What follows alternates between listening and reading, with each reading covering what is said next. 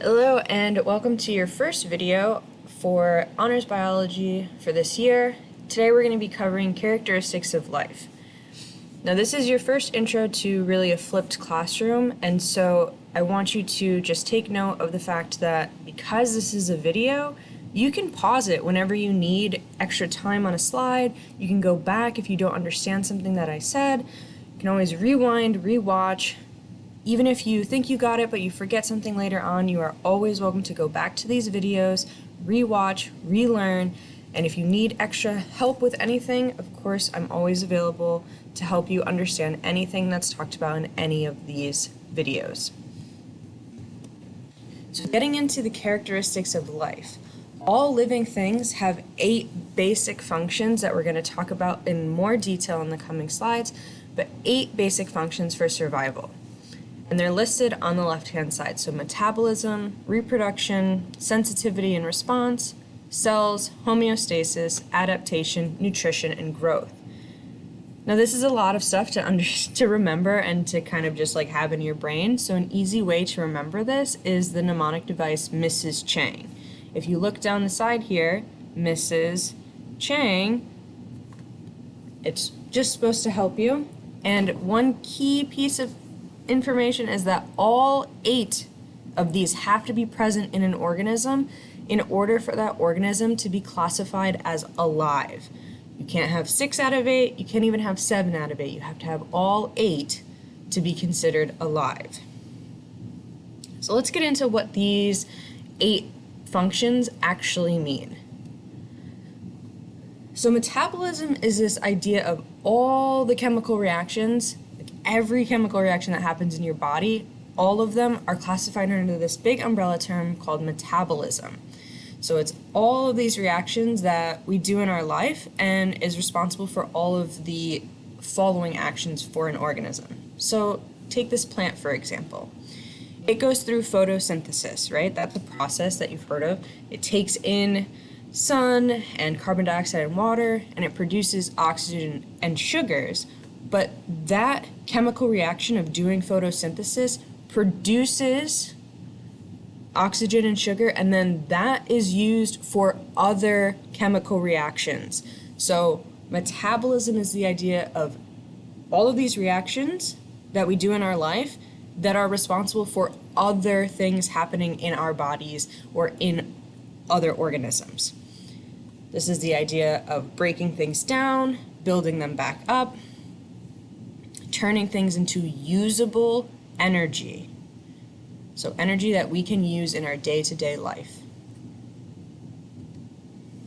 Reproduction is probably a little bit more familiar. Living things produce either asexually or sexually. So this idea of reproduction is passing DNA from a parent to an offspring, right? This is why, you probably have some similar characteristics to your parents. Your DNA has been passed on from your parent to you. Sexual reproduction involves 2 parents, and asexual reproduction only involves 1 parent. Sensitivity and response. So this is the idea that we have some sort of response. We are sensitive to changes in the environment. So if someone shines a bright light in my eye, my pupils are going to contract, right? They're going to get smaller because that's blinding, right? That light is blinding to my eyes. But when it's really dark in a room, my pupils will open up, they'll dilate, because I'm trying to take in as much light as I can, even if the room is really dim. But when it's really bright, my body has a reaction. It responds to that stimuli of bright light, and my pupil contracts.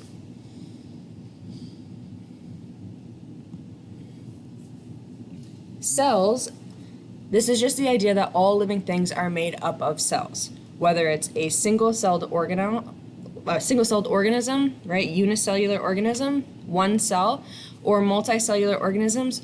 If it is alive, it has at least 1 cell in it.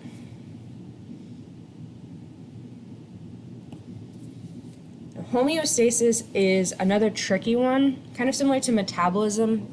Maybe you've heard this term before, but this is definitely a big word that we're going to be using throughout the entire year.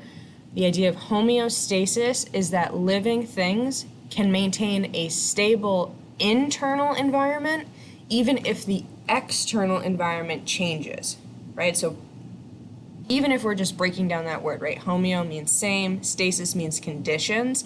It's the idea of the same conditions inside, even if the outside is changing.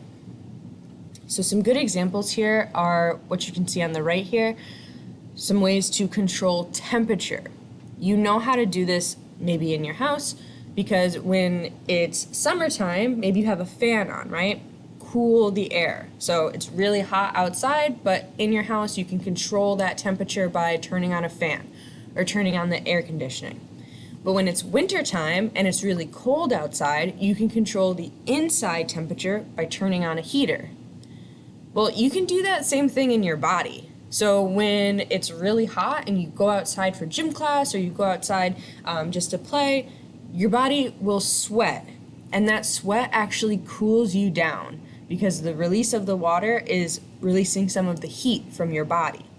But when it's cold out and it's wintertime and you forgot your jacket, the first thing your body does to try and, keep you warm is shiver. And that's your muscles kind of working a little bit extra to create some warmth in your body.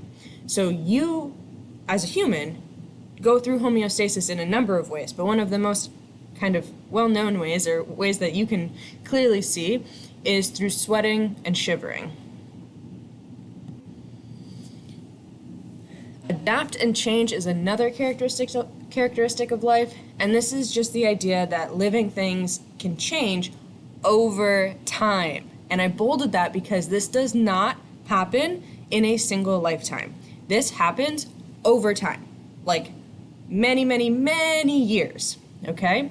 It's the result of natural selection where a species becomes better fit for its environment. So an example here is in this picture, right? You have this white rabbit here.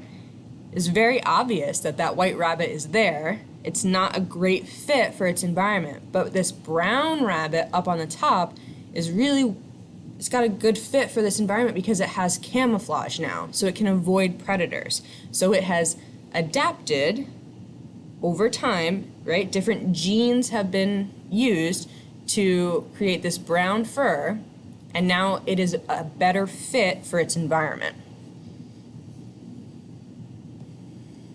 Nutrition. This is the idea that living things take in energy, right? Like humans take in food for their metabolic processes. So this is the idea of, in humans, for example, taking in food and breaking it down to provide necessary energy and nutrients to be able to go through metabolism. Autotrophs take energy from the sun and then convert it into chemical energy in their food. Heterotrophs, right, that's like humans or animals, anything that eats something else, right, doesn't get their energy from the sun, uses chemical energy that they take in from food. And then last is grow and develop. All living things can mature and change shape or size. So just for like basic definitions of these two terms, growth is the increase in size of an organism, right? You have grown since you were in first grade. You are taller, you are a bigger human.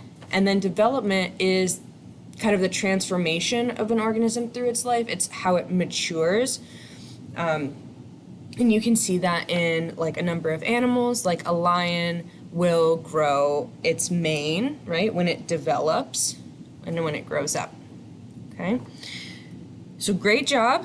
This is your first set of notes, and I'm really proud that you've made it through your first set.